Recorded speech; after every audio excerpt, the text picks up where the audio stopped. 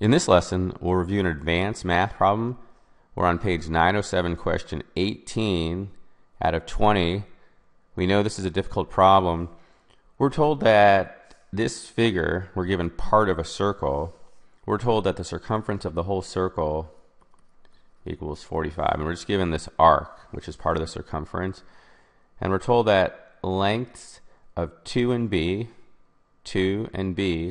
alternate around, so that there are 18 of each. And now the question is asking for the degree measure of B.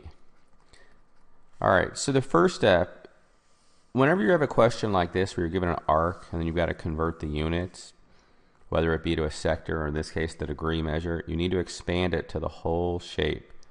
So think about it like that. If you expanded it, well, that was pretty close. But if you expand it to the whole shape, we know it alternates around the, just leave it as that. We know it alternates, there are 18 of each. So let's think about it. There are 18 B's, right? And there are 18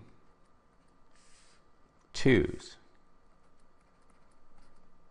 And we know if we add up all of those, the whole circumference is 45. So let's just solve for the value of B. So now we'd have 18 times B plus 18 times 2 is 36 equals 45. And then we'd subtract 36 from both sides. And so 18B equals 9 and B equals 1/2. Okay, we're not finished yet. That means the length of each B right in here is 1/2. And now the question is asking for the degree measure. Whenever the units are changed, it'll be underlined. You have to be careful, but just intuitively think about it.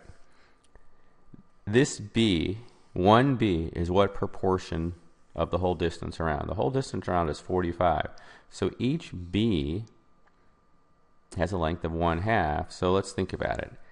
It's 1/2, that's the length of B, over the whole circumference, 45.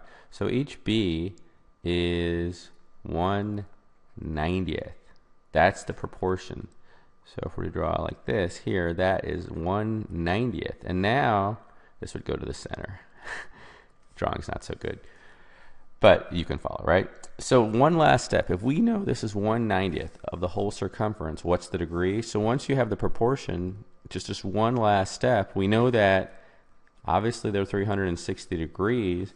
If we want 1/90th, we just multiply that proportion times 360, and that will give us 4, and that is the degree measure.